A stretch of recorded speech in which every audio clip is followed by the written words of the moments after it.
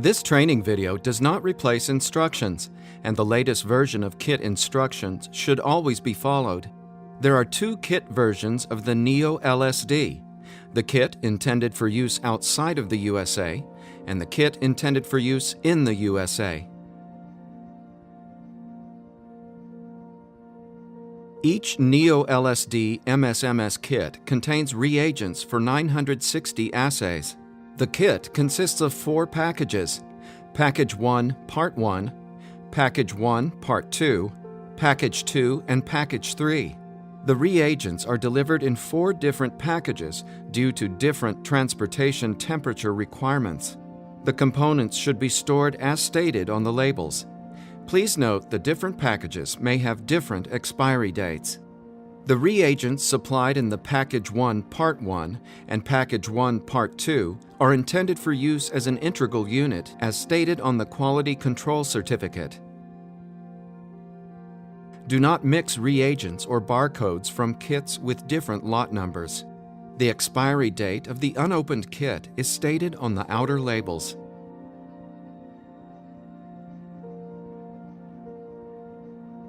The NeoLSD MSMS Kit Package 1, Part 1 contains the following: 3 NeoLSD Kit Control Cassettes, each containing 2 sets of dried blood spots, C1, C2, and C3. The values for the kit controls measured by the manufacturer are given on the lot-specific quality control certificate included in the kit. Each laboratory should establish its own mean and acceptable range. 5 vials of dried substrates and internal standards containing the 6 synthetic substrates and the corresponding 6 stable isotope labeled internal standards.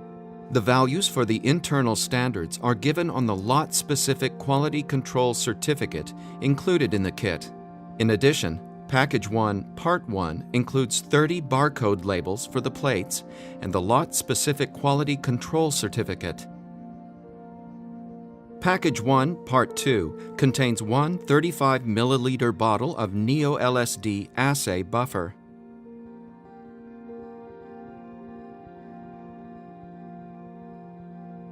Package 2 contains 2 items: 1 700 milliliter bottle of NeoLSD extraction solution. The extraction solution contains ethyl acetate, which is a highly flammable liquid and vapor.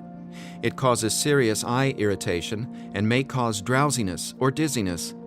Repeated exposure may cause skin dryness or cracking.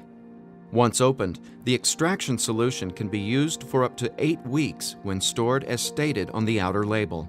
When performing the assay procedure, the extraction solution may be kept in the light, but should be returned to storage in the dark when the procedure is completed. Package 2 also contains 1 800 milliliter bottle of NeoMSMS flow solvent. The ready-for-use flow solvent contains acetonitrile, water, and formic acid, which is a highly flammable liquid and vapor. The flow solvent is harmful if swallowed, in contact with skin, or if inhaled. Also, it causes serious eye irritation. Reserve 150 milliliters of flow solvent for sample reconstitution.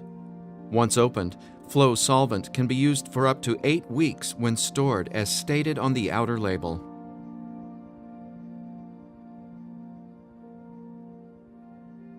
Package 3 contains the following: 20 U-bottomed microplates, 10 deep well microplates, 20 sheets of adhesive aluminum foil microplate covers, and 10 sheets of adhesive microplate covers.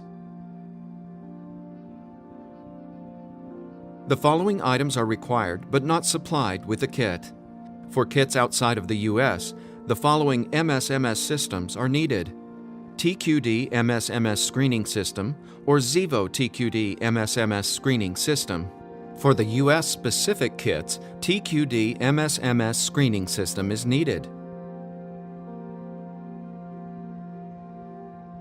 An incubator shaker capable of room temperature, 37 Celsius and 400 RPM. A puncher capable of punching filter paper discs with a diameter of 3.2 millimeters. The MSMS workstation software to calculate results. In addition, the following are required: HPLC-grade methanol, clinical laboratory reagent water or equivalent deionized water, LCMS-grade acetonitrile, a microplate centrifuge capable of holding deep well plates and 700 G, microplate evaporator, laboratory rocker, bath sonicator, chemical fume hood, filter paper containing specimen collection device compliant with applicable local regulations, and desiccant packets.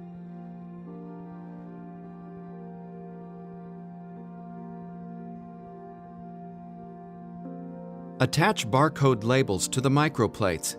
Each unique barcode should be present on 2 U-bottomed microplates and 1 deep well microplate. As the incubation takes 16 to 20 hours, the procedure is divided into Day 1 and Day 2 sections.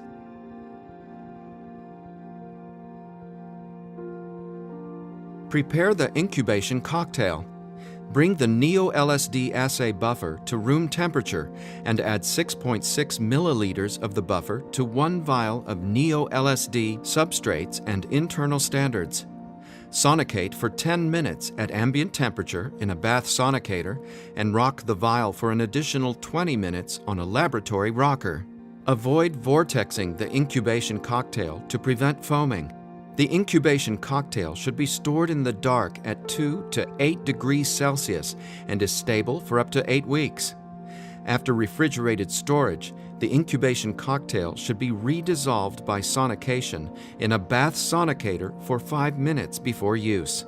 Once opened, the assay buffer is stable for 8 weeks when stored as stated on the outer label. Preheat the incubator shaker unit to 37 Celsius. Punch out controls and samples into the wells of a U-bottom microplate. Each plate should begin with 2 blank wells, A1 and A2, followed by singlicates of the DBS controls C1, C2, C3, and singlicates of the DBS controls at the end of the plate after the patient samples. Once opened, the kit controls are stable for up to 8 weeks when stored in the original package placed inside a sealed plastic bag with desiccant at -30 to -16 Celsius. Handle the plates with care so that no discs come out of the wells. Plates containing punched kit controls in the wells can be stored at 2 to 8 Celsius for up to 24 hours prior to addition of the incubation cocktail. Pipette 30 microliters of incubation cocktail into each well that is to be tested, including the 2 blank wells.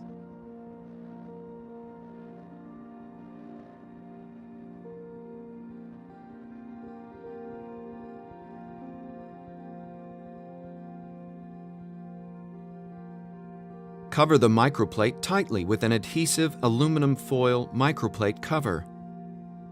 Place the microplate in the preheated incubator shaker. Incubate for 18 plus or minus 2 hours in the incubator shaker unit at 37 Celsius and 400 RPM. Remember to record the incubation start time, as the total incubation time is needed for the calculation of enzyme activity.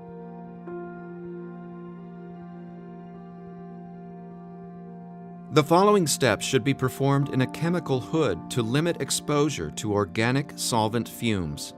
Prepare the quench solution, a 50-50 volume mixture of methanol and NeoLSD extraction solution. 100 microliters of quench solution is needed for each well and should be prepared fresh for the assay. Remove the plate from the incubator and record the time the incubation was stopped.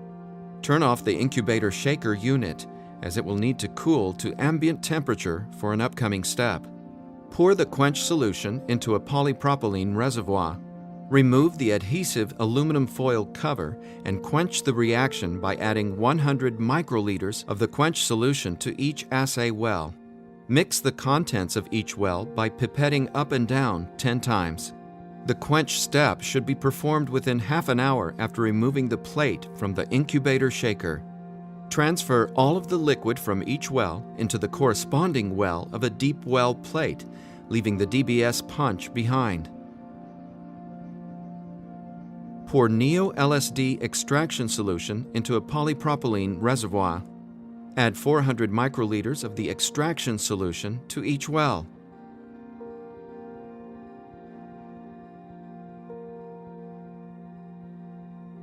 Add 200 microliters of deionized water to each well. Mix the contents of each well by pipetting up and down 20 times. Cover each deep well plate with an adhesive aluminum foil cover.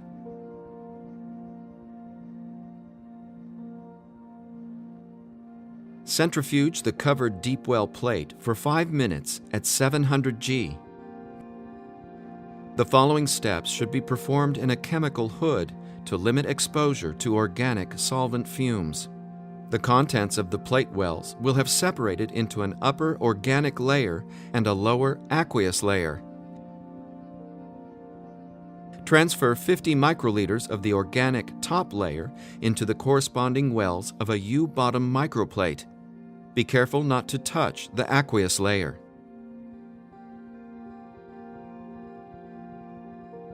Dry the contents of the plate on the microplate evaporator using a stream of clean, dry air or nitrogen at 40 Celsius. It'll take about 5 minutes until all wells are completely dry.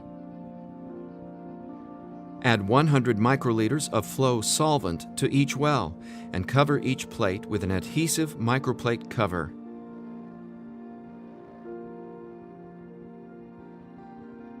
Load the plate into the incubator shaker unit and shake at ambient temperature and 400 RPM for 10 minutes. Remove the plate from the incubator shaker unit and load it onto the MSMS screening system, keeping the adhesive cover in place. Run the MSMS analysis method as set up by the Perkin-Elmer service representative. The MSMS analysis should be carried out within 24 hours after shaking.